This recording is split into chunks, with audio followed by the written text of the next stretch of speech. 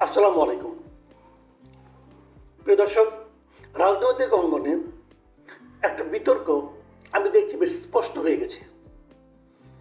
রাজনৈতিক দলগুলোর মধ্যে এই বিতর্কটা বেশ দানা বেঁধেছে বলে আমার কাছে মনে হচ্ছে। সেই বিতর্কটা হচ্ছে যে ইউনূস সরকার বলেছেন যে তারা ডিসেম্বরের মধ্যে একটা নির্বাচন দেবেন, মানে বলেছেন বলে আমরা শুনেছি বিএনপি নেতাদের কাছে।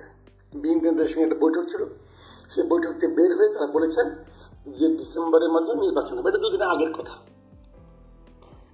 প্রশ্নটি হচ্ছে ডিসেম্বরে জাতীয় নির্বাচন হবে, এর আগে কি স্থানীয় সরকার নির্বাচনটা হবে? এই প্রশ্নটা নিয়ে আমি এক ধরনের দ্বিধা বিভক্তি দেখছি রাজনৈতিক অঙ্গনে। জামাতে ইসলাম বলছেন যে তারা স্থানীয় সরকার নির্বাচনটা আগে হোক এবং সেটা অন্তর্বর্তীকালীন সরকারের অধীনেই হোক। জামাতে ইসলামের যিনি সেক্রেটারি জেনারেল মিয়া গোলাম পরোয়ার দুদিন আগে নির্বাচন কমিশনের সঙ্গে দেখা করতে গিয়েছিলেন। সেখান থেকে বের হয়ে এসে তিনি সাংবাদিকদের এই কথাটা বলেন। এটাই তাদের দলের অবস্থান বলেও তিনি জানান। আর বিএনপির নেতারা স্পষ্টভাবে বলেছেন 10 ফেব্রুয়ারি যখন উনি যমুনায় গিয়ে প্রধান উপদেষ্টার সঙ্গে দেখা করলেন, দেখা করে ওখান থেকে বের হয়ে সাংবাদিকদের বললেন, স্পষ্ট বলেছেন যে আমরা স্থানীয় সরকার নির্বাচনের বিষয়ে একমত হব না। আগেও বলেছি, এখনো বলছি, জাতীয় নির্বাচনের আগে স্থানীয় সরকারের নির্বাচন হবে না। মানে হবে না, চাই না, হওয়া উচিত না, এগুলি না, কিন্তু হবে না। কেন হবে না? লজিকটা কি? অথবা কেন হবে, লজিকটা কি?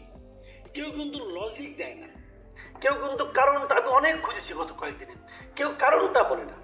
বিএনপির এক কথা, আগে জাতীয় নির্বাচন, তার আগে নির্বাচনটা হবে না। হ্যাঁ, বিএনপির একজন একটা লজিক দিয়েছেন, সেই লজিকটা উনি দিয়ে বলেছেন বিএনপির অনেক নেতা, ওটার নাম ধরে আমি পাইনি, আমি একটা পত্রিকার একটা রিপোর্ট পড়লাম, সেখানে লেখা হয়েছে যে বিএনপির অনেক নেতা মনে করেন স্থানীয় সরকার নির্বাচন আগে হলে সেই জনপ্রতিনিধিদের বৈষম্য বিরোধী ছাত্র আন্দোলন ও জাতীয় নাগরিক কমিটির নতুন দল গঠনের ক্ষেত্রে তৃণমূলের ভিত্তি হিসেবে ব্যবহার করার চেষ্টা হতে পারে। কারণ যেহেতু নতুন দল গঠনের সরকারের সহযোগিতা থাকতে পারে এমন অভিযোগ রয়েছে। মানে মোট কথা হলো, যদি আগে স্থানীয় সরকার নির্বাচনটা হয়ে যায় তাহলে ছাত্রদের যে নতুন দল গঠন হচ্ছে সেই দল গঠনের ক্ষেত্রে এই নির্বাচিত স্থানীয় সরকারের যারা নাকি লিডার হবেন তারা সরকারকে হেল্প করবেন এবং নতুন দলটাকে হেল্প করবেন। এই জন্য বিএনপি নির্বাচন চায় না। মানে এত হাস্যকর যুক্তি এত বড় একটা দল কি করে দেয়, এটা আমি বুঝি না। এটা আমার বুঝে আসে না। আমি নিজে পার্সোনালি মনে করি যে আমরা কেন একটা অন্তর্বর্তী সরকারের অধীনে নির্বাচন চাই, এই কথাটাকে পরিষ্কার করেন। গত 16 বছর ধরে বিএনপি কিন্তু একটা কথা বলে এসেছিল যে একটা নির্দলীয় তত্ত্বাবধায়ক সরকারের অধীনে নির্বাচন চান। ওনারা কেন চান? মূল ফর্মুলাটা কি? কারণ ওনারা মনে করেন যদি সরকারে যে থাকে সে চাইলে নির্বাচনে প্রভাব বিস্তার করতে পারে।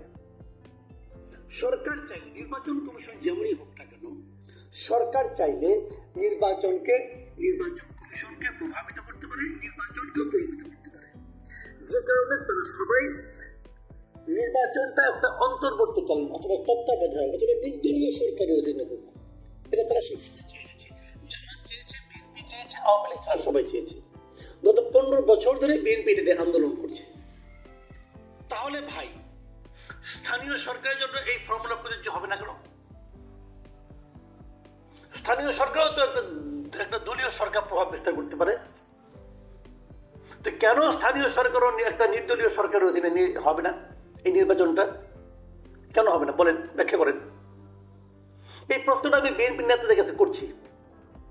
তার মানে আপনাদের মতলব হলো যে আপনারা যখন নির্বাচিত হবেন, হওয়ার পর পুরো স্থানীয় সরকারে যা আছে, এই সিটি কর্পোরেশন, পৌরসভা, ইউনিয়ন পরিষদ, সবগুলোতে আপনারা আপনাদের লোককে গায়ের জোরে হোক, ছলে বলে কৌশলে নির্বাচিত করে নিয়ে আসবেন।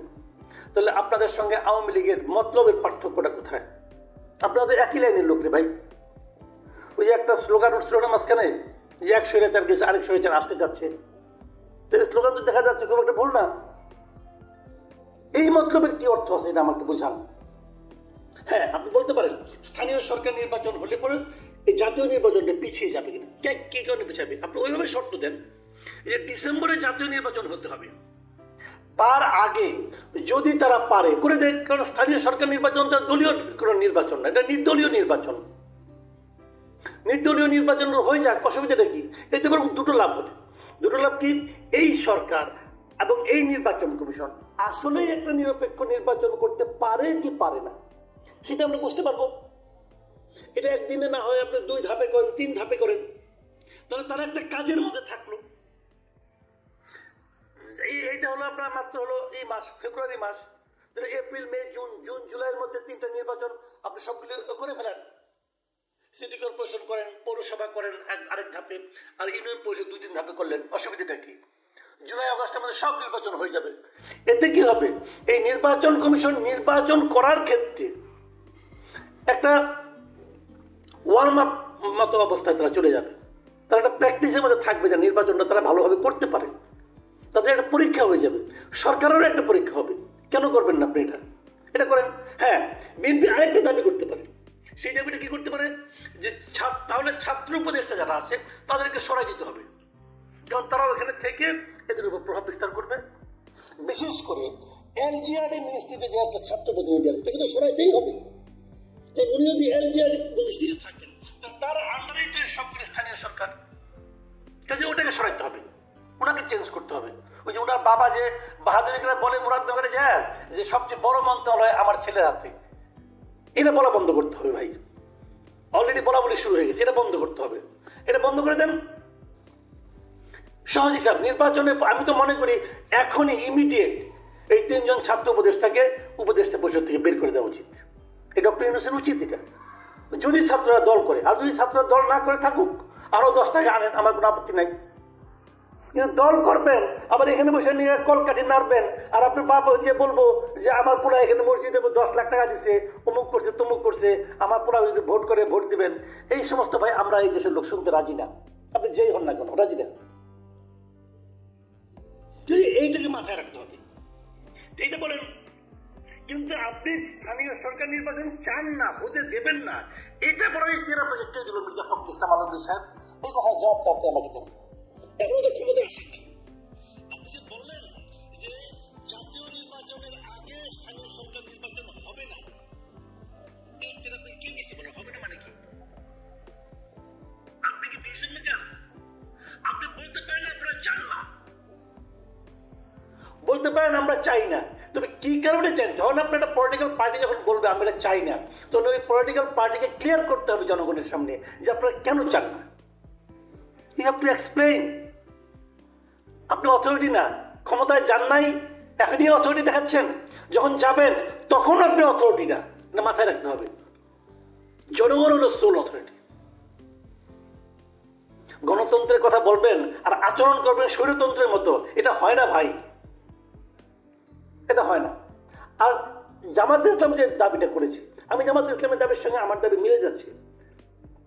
জামাত ইসলামকেও বলবো দাবিটা যেন গণতান্ত্রিক কারণে হয়, কোনো মতলবী কারণে না হয়। মতলবী কারণের দাবি ভালো না, জনগণ কিন্তু বুঝে যাক শিগগিরই, কারণ আমরা জানি আসলে কি মতলবটা। মতলব কিন্তু একটা আছে, নাই তা না, মতলব একটা আছে।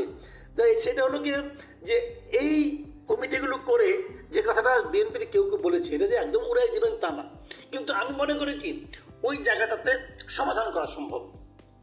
যারা রাজনীতির সঙ্গে সংশ্লিষ্ট তাদেরকে গুরুত্বপূর্ণ পদগুলো থেকে সরিয়ে দিতে হবে। আমরা জেনেছি যে জামাতের বিভিন্ন লোক কিন্তু সরকারের গুরুত্বপূর্ণ জায়গাগুলোতে বসে আছেন, বিভিন্ন জায়গায় সচিব, অন্যান্য গুরুত্বপূর্ণ জায়গায় জামাতের লোক বসে আছেন, যাদের নাকি জামাতের সংশ্লিষ্টতা আছে এই সমস্ত কর্মকর্তার সঙ্গে, তাদের অতীতে, তাদেরকে সরাতে হবে ভাই, এগুলি সরাতে হবে। প্রিয় দর্শক, আমার কথা স্পষ্ট, আমি মনে করি আগে স্থানীয় সরকার নির্বাচন হওয়া উচিত, কারণ আমরা কোনো নির্বাচনই কোনো রাজনৈতিক সরকারের অধীনে দিতে চাই না।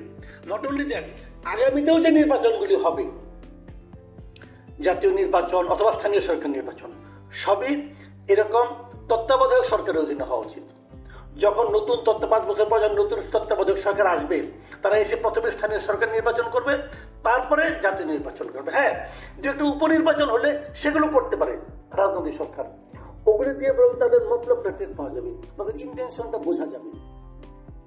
কিন্তু নির্বাচন, যে কোনো নির্বাচন, বড় নির্বাচন তত্ত্বাবধায়ক এবং নির্দলীয় সরকারের অধীনে হতে হবে, এটাই জনগণের দাবি।